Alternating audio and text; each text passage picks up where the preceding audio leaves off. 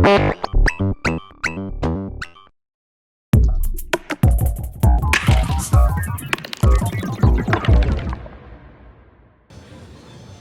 here with 4MS at Superbooth 2017. This is Hugo, a new member of the 4MS team with the Swan. Yep. So tell us about the Swan, what is it? Okay, it's the Spherical Wavetable Navigator, and it's a 6 VCO wavetable oscillator. Also has 6 LFOs, all independent. And then the wavetables are special because they're organized in a 3D sphere that you browse with spherical coordinates. There's also 6 independent VCAs, and a lot of options to create sequences and morphing drones. So let's take a look at it. Yeah, this has been one of those that you walk past and the head's gone, what's that? Like straight away, catching everyone's attention. Let's check it out. Yeah, cool. Awesome. So these are the 3 sections. So this section here is the mixer sections. These are mute buttons for the 6 VCOs, and then the level amounts for the 6 VCOs. Then this is the LFO section. You can see the LFOs coming out. They're at a 60-degree phase difference, phase shift. So right now it's a sine wave coming out and it's like going through the channels. This is the LED for the LFO bank that you can browse with the CV input here. We'll get back to this, or the knob. And then this is the spherical wavetable browsing section. So all the spectral multibands, morphing and scanning between those waves is kind of the way the back end of this is working. Yeah, it's actually very different from the SMR. Here we're working with like wavetables. I mean, in terms of the way you scan with that rotational idea. Yeah, that's kind of the idea. We're still in the idea of like rotating in a sphere, except that SMR is more of a circle, and here we really have a 3D sphere we're browsing into. You can see there's 3 main controls here for the sphere browsing are this guy, which is the depth of the sphere, and then this guy, which is the longitude, and this guy, which is the latitude. And it really makes sense when you think about a wavetable that wraps around if you have spherical coordinates, because it's really like spinning around a sphere or a planet. Bending the size of the ball, effectively. Exactly, yes. And then when you load a new wavetable, you're literally loading a new sphere. So it's very approachable in terms of concept. Planets is a nice thought. Moving a new wavetable is a new planet. Yeah. We scan the planet, bend its shape. Exactly. And we called it a navigator because this is a little bit of your viewport, the viewport on your spacecraft. Because you're looking at your planet, your location, where, imagine a gas planet that you're going through, and this tells you where you are in terms of depth in the planet, longitude and latitude. The color here indicates, the depth is indicated by red, longitude is indicated by green, and latitude by blue. So by the color you can know where you are in your sphere. So I'm just going to browse a little bit so we can take a listen to the couple waveforms that are in there. Yep. You'll hear there's linear interpolation in there, so it's not smooth. Yeah, smooth morphing around. So technically you can get an infinity of waveforms, especially because you have 6 VCOs that can each have their waveform and their own pitch, and so you can really create complex waveforms. But let's listen to just 6 VCOs playing in unison and playing different waveforms.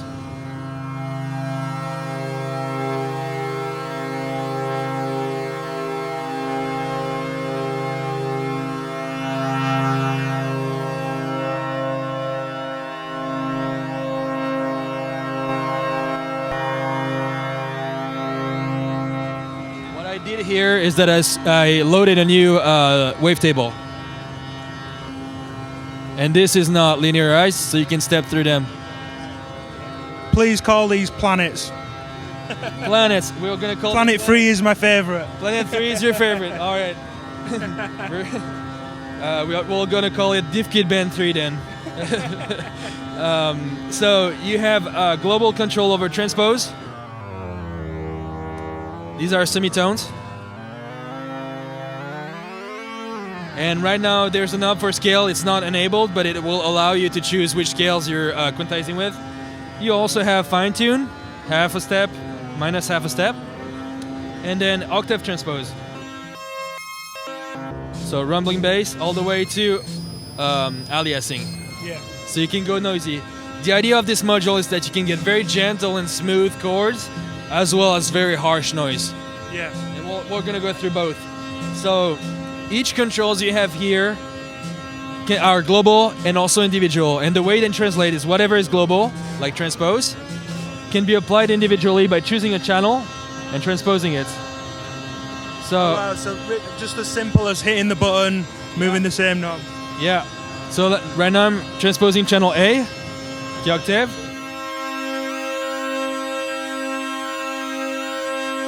And I can make a chord like this.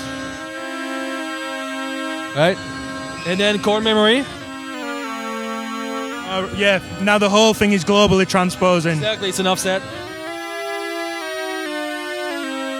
And that's under CV as well. Not for this control, no CV for this control, but the oscillators are 1 volt per octave.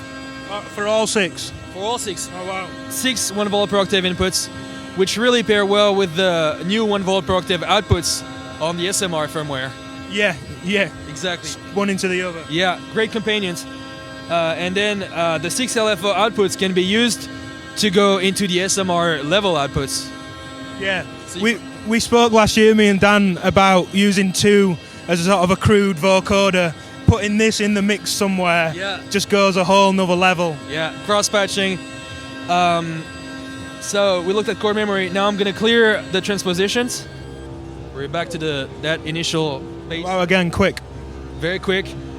The idea is that it's instant reward on every button you touch. You have visual feedback and audio feedback on everything you touch on the front plate. There's very few sub-functions. Combos and all those kind of things. Very few. And the idea is that I transpose globally. I touch here. I'm going to transpose just one channel. Channel, transpose.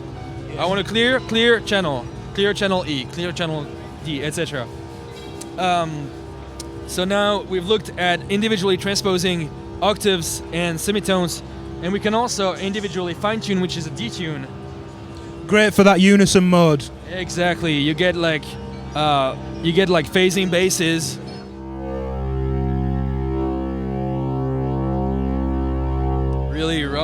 Really nice sounds. Yeah, nice. How's this working with a dual, with listening in stereo?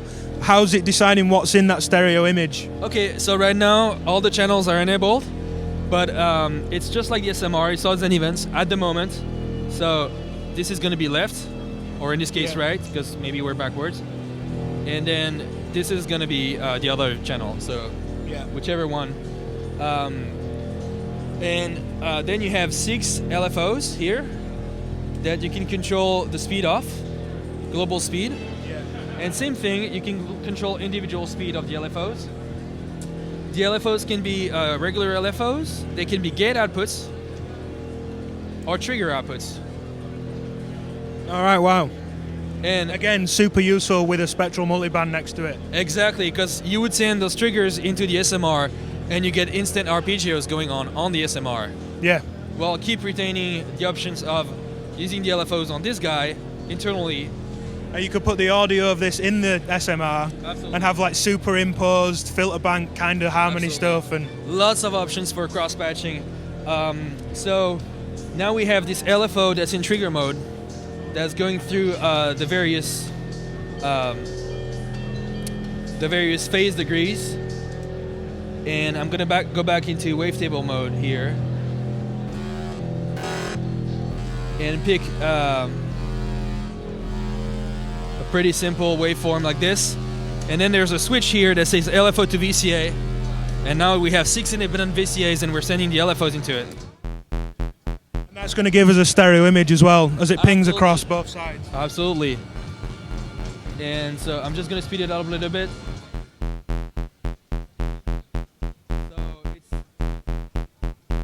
It's 6 steps, so it's naturally kind of a shuffle, or it will give you kind of a shuffle.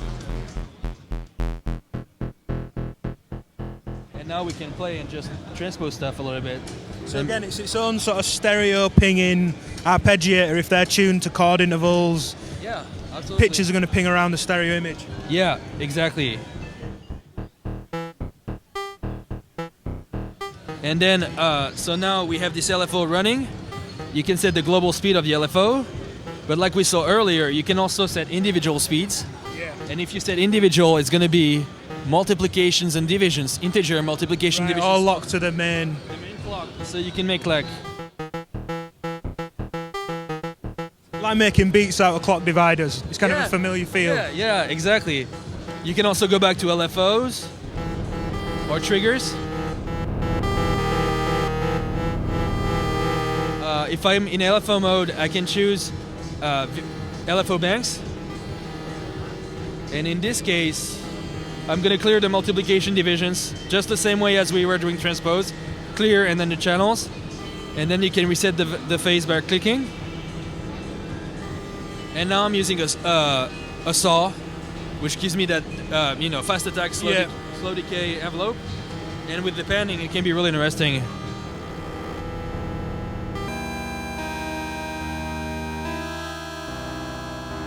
Instant horror soundtrack generator with the current settings. Absolutely.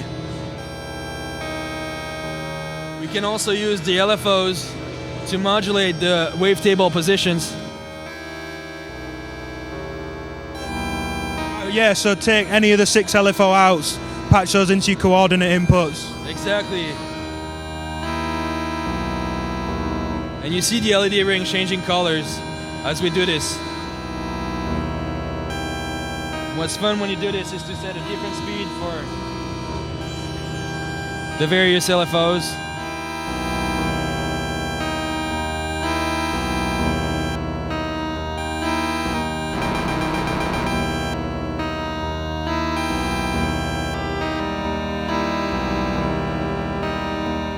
And then we can clear the transposition just like that. Yeah, wow. It all seems really quick. Yeah, very quick and very easy to understand. It's one concept. You know, global can be individual, and then clearing is just like that. A couple more things. So I'm just gonna make a quick chord to describe the next thing.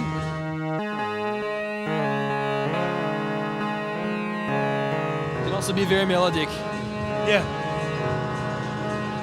So now we have this chord, and there's the key retrig mode. So it all turned off, Oh, wow. and now I can play it. And my LFO is still going to the VCA. So you turn in the LFO on as opposed to turning the channel on hard on and off. Yeah, it's not the case right now that the LFO is retrigged every time, but that's gonna be eventually. Right now it's just on and off. So that could trigger a sine wave starting or a ramp or a... Yeah, just one cycle of LFO and you Yeah. get this envelope. But right now I had the LFO routed to the VCA on top of the mute, which is what was giving the envelope, but you can also just play like this.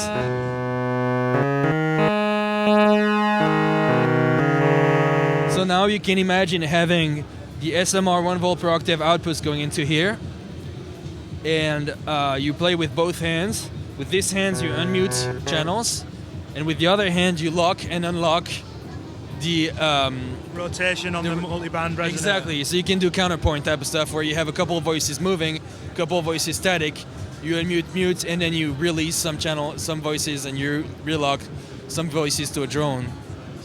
Nice. Really nice. And then your LFOs can go to audio rate. So you can FM itself effectively. Yeah, you can FM through the 1 volt per octave input. You can also AM, sending them to the VCA. You can also just use them as audio outputs.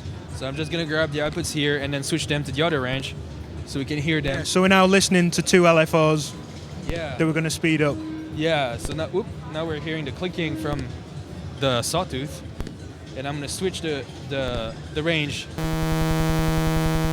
And it's the exact same way you switch octaves on the VCO, you switch the range on the LFO.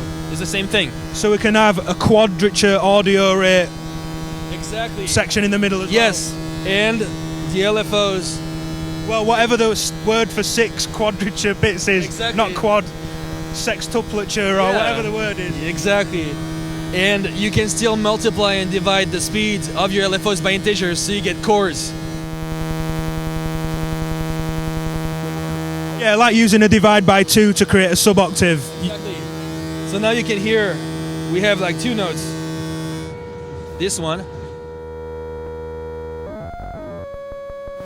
And this one.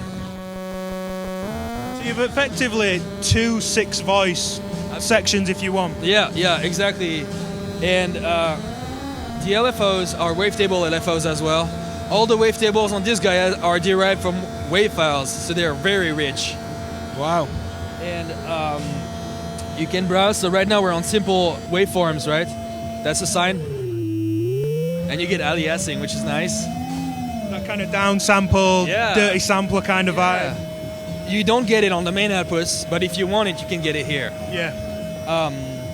And then you can switch banks and go to more complex waveforms. Like Atari down sample noise and yeah. And each have different subdivisions. It has a clock input. And even in VCO mode, you're tied to the clock, the main clock. So if you have everything's potentially really musical and linked. Exactly. Even if you're playing noise and percussion stuff, you could have a QCV have a non-steady clock that's changing, you know, with resets and stuff like that, going into here, and then the pitch of the LFOs will be changing based on that. Wow. So it can be very creative on, you know. I imagine 4MS are very happy with you. I hope so. I am very happy working there. Yeah, and then something else we're working on is that you saw the LFOs going into the VCAs, and I thought, well, we could put external audio into it, and now it can act as a 6 VCA sequencer, gate sequencer. Oh, wow. So it has external audio input, and you can put drones in there, and it will use your So VCA. does that override the internal oscillators? No, it combines them, and so is this like a unity input? Yeah. And you can turn these up and down. Exactly. Add them in and out. Yeah, exactly. And if you put nothing in, it's muted. There's also a cool feature that I'm really happy with on there, and I think will be fun for people to play with. So to show it, I'll just unmute the channels. So we're back to the regular mixer mode. All notes at unison. And what we can do now is use the spread input that's here. And what it shows is the sphere with the channels spreading across the sphere. So you have that 3D space with a sphere, and your channels just spread in there based on... Each voice pings off to a different area. Exactly. Based on an LFO or whatever voltage control you put in there. Like sending one to Africa, one to America. Yeah, exactly, yeah. I'm going to hammer this silly planet analogy. Yeah. I mean, please make suggestions for planet names. Yeah, we'll have those in the comments. Planet names for the module. Yeah. Maybe we do a planet name contest, and whoever wins get a 4MS little package with stickers and stuff. So spread. So right now what I'm going to do is just use a peg to send an offset in there, and to show you how you can visualize and hear the wavetable spreading. The colors here are changing. And that's going to represent the voices moving to different areas. Exactly.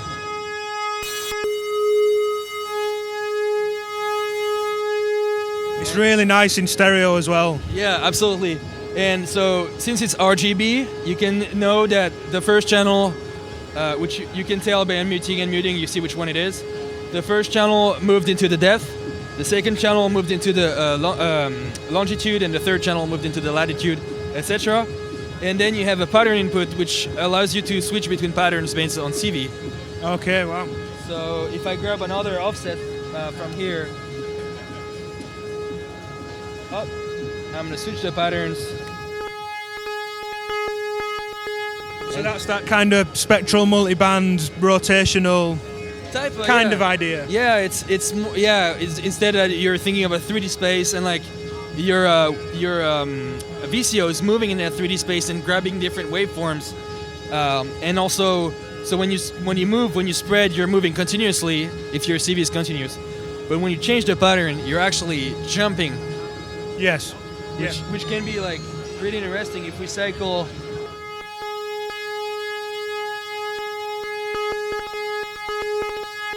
Yeah, you could sequence through this. Exactly. Yeah.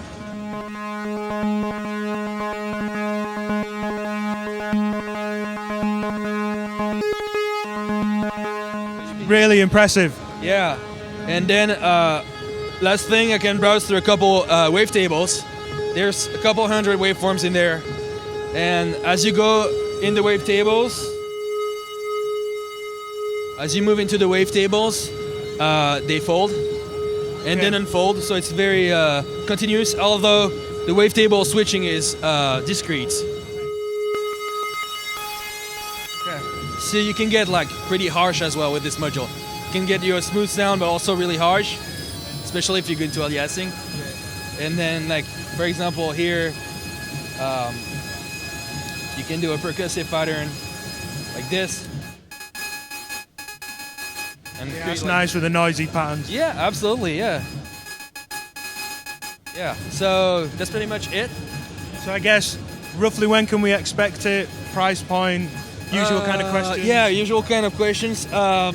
Price point is gonna be around, you know, it's higher end counterparts at 4MS, so around the SMR. In line with TLD, it. Yeah, kind of stuff. And then release date we're shooting for the end of the year. Okay, well, great.